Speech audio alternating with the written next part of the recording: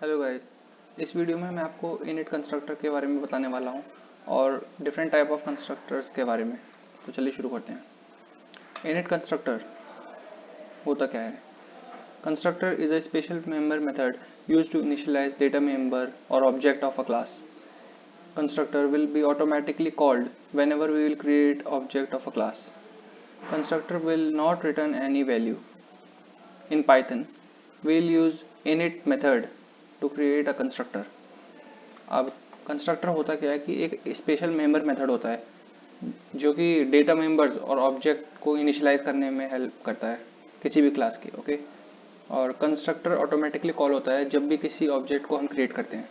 जब हम object create करते हैं उस टाइम पे हम ऑब्जेक्ट नेम लिखते हैं, फिर इक्वल टू ऑपरेटर यूज़ करते हैं, उसके बाद हम क्लास नेम लिखते हैं और फिर पैरामीटर ऐड करते हैं। तो इस प्रोसेस को बोलते हैं हम इंस्टेंटिएशन। इंस्टेंटिएशन के प्रोसेस में सबसे पहले जो कंट्रोल फ्लो होता है वो इनिट कंस्ट्रक्टर में जाता है। ओके, और कंस्ट्रक्टर सबसे बड़ी बात यह है कि कंस्ट्रक्टर जो है वो कोई वैल्यू रिटर्न नहीं करता। कंस्ट्रक्टर क्या करता है कि कंस्ट्रक्टर इनपुट वैल्यूज को लेता है और उसको किसी ऑब्जेक्ट के रेफरेंस में असाइन करता है।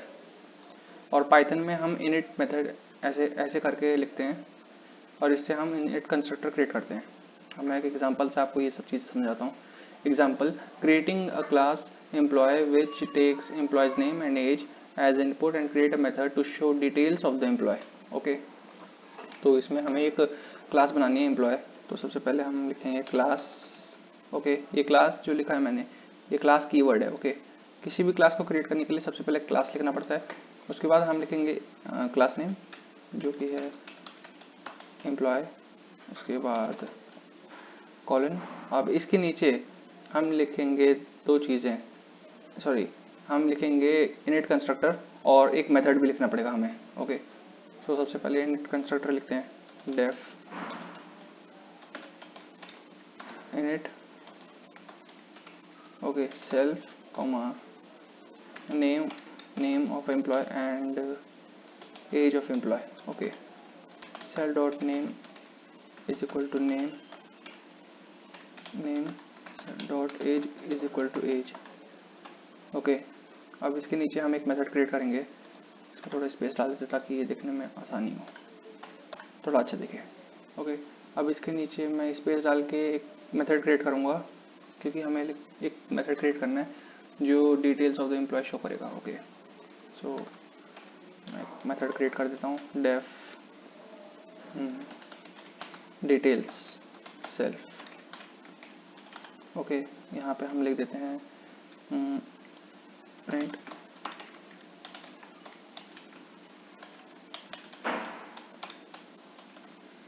Employees name is equal to cell dot name. Okay, and employees age is equal to cell dot age. Okay, अभी मैंने एक मेथड क्रिएट कर दिया डिटेल्स का और एक इनिट कंस्ट्रक्टर भी बना लिया। ओके, अब मैं एक इंस्टेंटेशन प्रोसेस करूँगा। मान लीजिए एक ऑब्जेक्ट क्रिएट करते हैं E1। Okay, E1 is equal to class name employee. Okay, यहाँ पे एम्प्लॉय का नाम डालते हैं जैसे एडी। ओके, एज डालते हैं 20। ओके, एक और एम्प्लॉय का ऑब्जेक्ट क्रिएट करते हैं E2 which is same class object employee. Okay, employee class का ऑब्जेक्ट है E2, वो इसमें लिख देते हैं जेन कॉमा एज लिखते हैं 21। ओके, अब मुझे एक डिटेल्स मेथड को कॉल करना है। ओके, तो इसमें हम लिखेंगे E1 dot details bracket close bracket print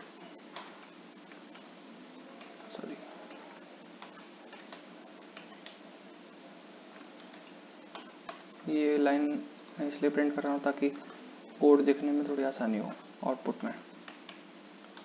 okay, इसके बाद हम लिखते हैं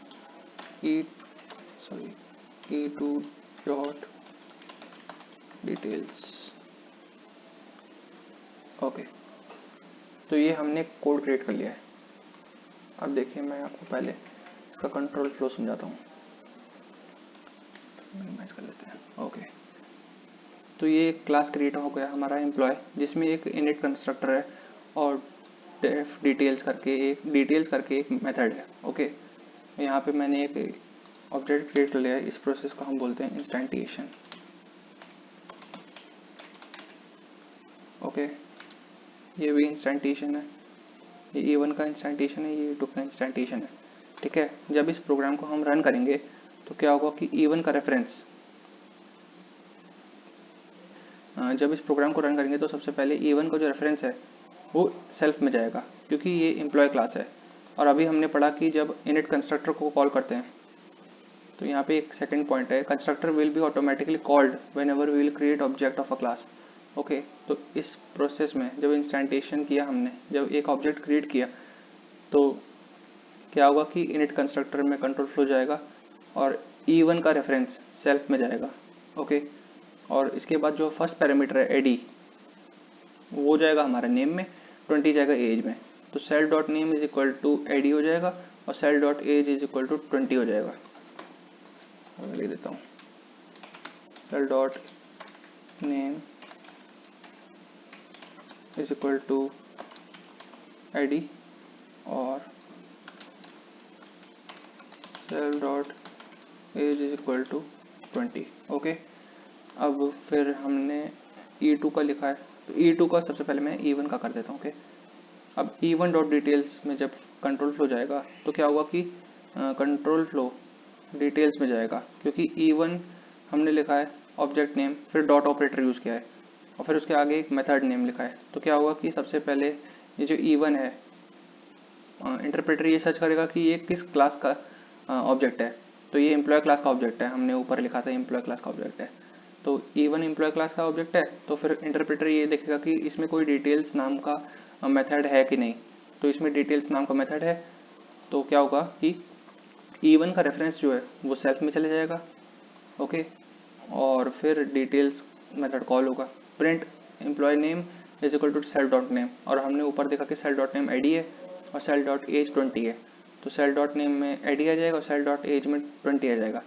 यही सेम प्रोसेस E2 ऑब्जेक्ट के साथ भी होगा, मतलब E2 ऑब्जेक्ट कॉल होगा, फिर E2 का रेफरेंस सेल्फ में चले जाएगा, जेन चले जाएगा नेम में, 21 चले जाएगा एज में। सेल डॉट नेम हमारा जेन हो जाएगा और सेल डॉट एज हमारा 21 हो जाएगा। ओके, फिर जब E2 डॉट डिटेल्स लिखा हमने, तो E2 डॉट डिटेल्स में क्या होगा कि ये वाला फंक्शन कॉल होगा, सेल्फ में चला जाएगा E2 का रेफरेंस, और प्रिंट एम्प्लॉय नेम, तो सेल डॉट नेम में हमारा जेन आ जाएगा और एम्प्लॉय एज में हमारा 21 आ जाएगा। ओके, तो जब इसको हम रन करते हैं इस कोड को, तो ये देखिए सबसे पहले एम्प्लॉय नेम लिख के आ गया एडी, क्योंकि E1 डॉट डिटेल है, सबसे पहले ये कॉल हुआ, यहाँ पे ये इंस्टेंटेशन हुआ। इसमें क्या हुआ कि E1 का रेफरेंस गया सेल्फ में और एडी गया नेम में, एज गया 20 का एज में, self dot name Eddie, self dot age 20। ठीक है, तो उसके बाद E2 का हुआ, फिर E1 डॉट डिटेल्स चला, तो E1 डॉट डिटेल्स में एम्प्लॉय का नेम आ गया एडी, एम्प्लॉय का एज आ गया 20, और यही सेम E2 के साथ भी हुआ। पहले ही E1 डॉट डिटेल्स चला, फिर प्रिंट हुआ ये लाइन, डॉटेड लाइन, तो ये डॉटेड लाइन प्रिंट हो गई, फिर E2 डॉट डिटेल्स चल गया। ओके, तो इस प्रकार से हम ये देख सकते हैं कि इनिट फंक्शन काम कैसे कर रहा है, इनिट कंस्ट्रक्टर काम कैसे कर रहा है। इनिट क्या कर रहा है कि जो ऑब्जेक्ट है उसमें जो हमने इनपुट वैल्यूज डाली हैं लास्ट में, जैसे जैसे E1 is equal to employee bracket Eddie 20 लिखा है, तो इसमें जो इनपुट वैल्यूज हैं एडी और 20, वो सेल्फ क्या कर रहा है कि इनिट कंस्ट्रक्टर क्या कर रहा है कि ऑब्जेक्ट का रेफरेंस ले रहा है, उसको सेल्फ में डाल रहा है, और एडी जो है वो वैल्यू नेम में डाल रहा है और 20 को एज में डाल रहा है। और यही काम होता है इनिट का काम रिटर्न करने, कोई वैल्यू रिटर्न नहीं करता इनिट वैल्यूज को स्टोर करता है ऑब्जेक्ट में, ऑब्जेक्ट के रेफरेंस में। ओके, तो ये था एक एग्जांपल एम्प्लॉय क्लास का। आप ये कोड फिर से अपने आइडियली में लिख सकते हैं और इसको रन करके देख सकते हैं, ताकि आपको भी थोड़ी प्रैक्टिस हो जाए कि हम कोड कैसे लिखते हैं क्लास या ऑब्जेक्ट का। ओके, और कैसे हम एक क्लास क्रिएट कर सकते हैं और एक ऑब्जेक्ट क्रिएट कर सकते हैं। ओके, तो ये था एग्जांपल क्लास एंड ऑब्जेक्ट का। अब डिफ़ॉल्ट कंस्ट्रक्टर और पैरामीटराइज्ड कंस्ट्रक्टर के बारे में पढ़ते हैं। तो डिफ़ॉल्ट कंस्ट्रक्टर होता क्या है? In Python if we will not write any constructor in a class, interpreter will already provide or create a constructor implicitly. This is called default constructor. Default constructor will initialize the object with default values. Okay.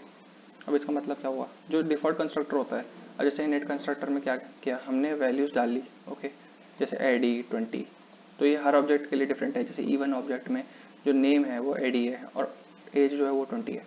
E2 object में name हमारा जेन है, as 21 है। Okay, लेकिन default constructor में क्या हुआ कि हमें कोई कंस्ट्रक्टर बनाने की ज़रूरत नहीं पड़ेगी। इंटरप्रेटर एक कंस्ट्रक्टर इम्प्लिसिटली क्रिएट कर देगा, इसी को बोलते हैं डिफ़ॉल्ट कंस्ट्रक्टर। अब इसका मैं एग्जांपल दिखाता हूँ। जैसे मान ली जाए हमारे पास एक एग्जांपल है,